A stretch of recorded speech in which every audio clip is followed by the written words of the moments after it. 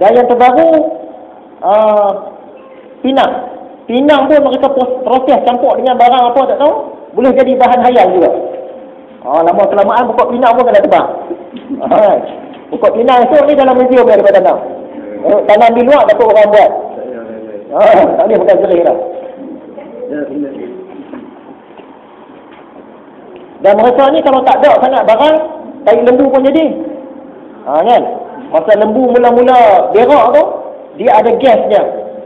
Jatuh saya tai lembu, maka akan tutup. Tutup supaya gas dia dulu semerbak dalam tu, lepas tu dia akan hidup gas tu.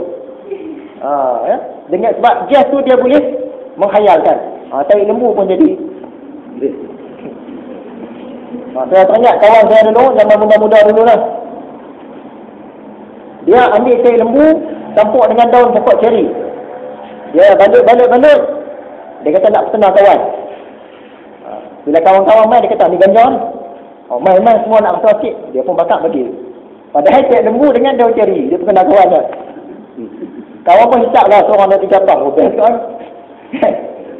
Dah lah kawan dia suruh kat dia tadi. Tak kata bawa siapa yang lagi. Mau tak mau dia boleh buat saya hisap. Tukang lagi yang kena hisap tai lembu dalam. Nasib lah tu. Yang kelima, anak-anak sudah berani melawan orang tua.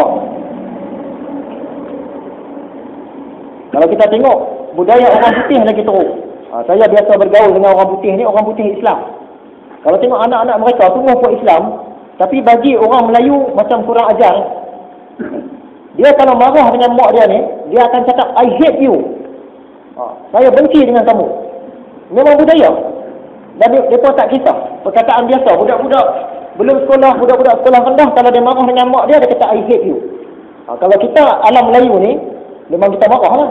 Budak-budak kita pun tak sebut macam tu. Saya benci dekat mak, tak sebut. Walau marah macam mana pun. Satu lagi, kalau dia marah dengan mak dia akan kata don't touch me. Jangan sentuh saya. Go away. Pergi. Kalau kita orang Melayu tak buat macam tu.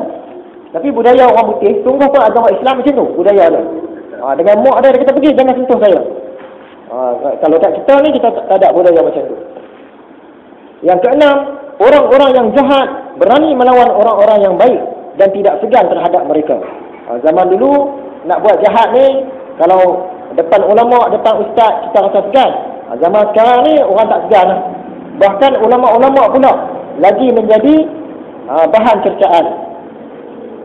Surau. Zaman saya kecil-kecil dulu, kalau sebut surau ni satu tempat yang suci lah. Nak berbohong pun tak boleh depan surau. Kita nak berbohong, kawan kita cakap, ni depan surau ni nak tipu. Tak jadi. Zaman sekarang ni, ada pasangan yang ditangkap di dalam surau. Berkhalwat di dalam surau. Surau orang ramai tak datang. Dia tak ada orang tak datang surau. Dia nak buat projek masuk dalam surau. Akhirnya dapat kena tangkap. Bukan di sinilah, tempat lain. Punya tak takutnya orang sekarang ni, macam orang zaman dulu. Surau pun dia tak hormat dah. Nampaknya corak masyarakat kita pada hari ini tidak ada bezanya dari apa yang disebutkan oleh Rasulullah SAW tadi. Setiap hari kita melihat kebenaran daripada apa yang disabdakan oleh Rasulullah. Kita berdoa, mudah-mudahan Allah Subhanahu wa taala menyelamatkan kita dan anak cucu kita dari tergolong di dalam golongan mereka yang disebutkan tadi.